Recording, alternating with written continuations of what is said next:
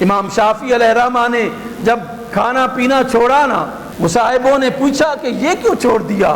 اس کیا کہ اللہ کی بارگاہ میں جب بیٹھے ہوتے ہیں اور وضو بھارا ہو جائے تو پھر شرم آتی ہے کہ اس کی بارگاہ سے اٹھ کر جو ہے ہم وضو کرنے کے لیے چلے جائیں، رفع حاجت کرنے کے لیے چلے جائیں، اس کی بارگاہ سے اٹھتے ہوئے شرم آتی ہے، اس وجہ سے یہ کم کر دیا۔ لیکن یہ کیفیت ہم جیسے خواہش پرستوں کو تو اللہ نہیں عطا کرتا، وہ جو اپنی خواہشات کو اس پر قربان کرتے ہیں، یہ موقع، یہ عظمت، یہ مقام اللہ انہیں عطا فرماتا ہے۔ اور بعض پھر اسی کیفیت میں انہی لوگوں کی نکالی میں دکانداریاں بھی بنا لیتے ہیں اور سادہ لو انسانوں کو پھر جو ہے لوٹنا کی شروع کر دیتے ہیں، جیسے پیران عظام یا جیسے عرفاء اور صوفیاء کا مقصد دولت اکٹھی کرنا، بلڈنگز بنانا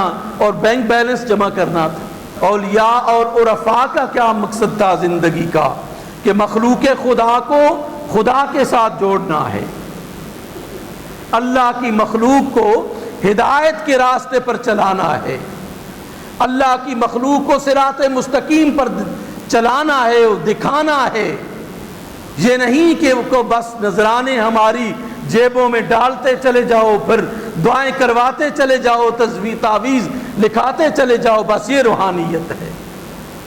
یہ روحانیت نہیں ہے، یہ دکانداری ہے معذرت کے ساتھ۔ روحانیت وہ ہے کہ جب انہیں ملتا ہے تو وہ اللہ کی مخلوق میں تقسیم کر دیتے، وہ اپنے پاس نہیں رکھتے۔ انہیں ملتا ہے تو اللہ کی مخلوق، وہ نہ ملے تو پھر صبر کرتے، مل جائے تو اللہ کی مخلوق میں وہ تقسیم کر دیتے ہیں۔ یہاں سلسلے کچھ اور ہیں، اس روحانیت کے نام پر بات کچھ اور چل رہی ہے۔ سادہ لوگ انسانوں کو لوٹا جا رہا ہے، کبھی نذرانے کی صورت میں، کبھی عقیدت کی صورت میں، کبھی کس صورت میں، کبھی کس صورت میں۔ مجبوراً پھر علامہ اقبال روحانیت کا بندہ تھا، عرفان کا بندہ تھا، تصوف کا بندہ تھا، اور یہ جذبہ درون حاصل کرنے والا، جذب کی کیفیت میں جانے والا بندہ تھا۔ اس کو بھی کہنا پڑا کہ نذرانہ نہیں، یہ سود ہے پیران حرم کا، کہ ہر خرقہ سالوس کے اندر ہے مہاجن، کہ یہ جو نذرانے ہیں یہ پیران حرم بطور سود امت سے وصول کر رہے ہیں۔ یہ تو سود خور ہیں جو سود خوری کی شکل میں بیٹھے ہوئے ہیں۔ اللہ والے کیا ہیں؟ جو ان کے پاس آتا ہے۔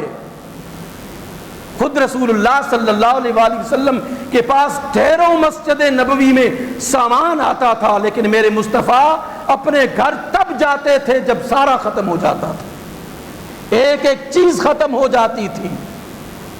آپ غرباء و مساکین سے یہ جو ہے نا وہ اینٹیں، اور اپنی اولاد کے لیے تو پھر سب کچھ بنا لیں، لیکن ان غریبوں کے لیے نہ کوئی مدرسہ نہ کوئی سکول بنائیں جو آپ کے ساتھ عقیدت رکھتے ہیں، نہ ان کی ہدایت کے لیے کوئی ایسا کام کریں جو ان کے راستے کی طرف ہو۔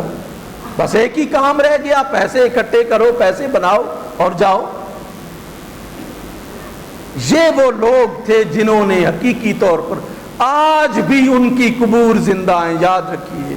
اور میں ایک یہ بات بھی عرض کروں کہ ان لوگوں کی جنہوں نے اپنے آپ کو دنیا میں زندہ رکھا اللہ کی وحدانیت کے ساتھ اور اللہ کے عرفان کے ساتھ، وہ دنیا میں بھی زندہ ہیں اور مر کر بھی زندہ ہیں۔ وہ ان کی قبریں بھی زندہ ہیں، خدا کی قسم اٹھاتا ہوں، ان کی قبریں بھی زندہ ہیں، وہ خود بھی زندہ ہیں، ان کی قبریں بھی زندہ ہیں۔ حضرت باؤ نے اسی وجہ سے تو کہا تھا کہ نام فقیر تہاں دا باہو، قبر جناں دی جیوے ہو۔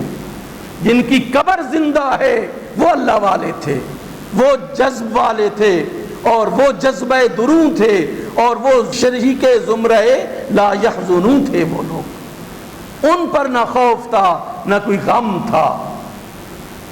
آج ان کی جگہ پر کیا، میں پڑھتا ہوں تو حیران ہوتا ہوں کہ ان کی جگہ پر کیسے لوگ آئے۔ علامہ نے بڑی خوبصورت بات کہی کہ میراث میں آئی ہے انہیں مسند ارشاد میراث میں آئی ہے، انہیں مسند ارشاد زاغوں کے تصرف میں عقابوں کے نشے مند، زاغوں کے تصرف میں عقابوں کے نشے مند ہیں۔ آج یہ بدقسمتی ہے اس قوم کی کہ کوے جو ہے کوے شاہینوں کے گھونسلوں میں بیٹھے ہوئے ہیں، یہ بدقسمتی ہے۔ آج ہم اخلاقی طور پر تباہ و برباد ہو گئے، علمی طور پر تباہ و برباد ہو گئے کہ وہ سرچشمے ہدایت کے وہ بند ہو چکے ہیں، وہاں پر ایسے لوگ بیٹھے ہیں جو خود جن کو ہدایت کی ضرورت ہے۔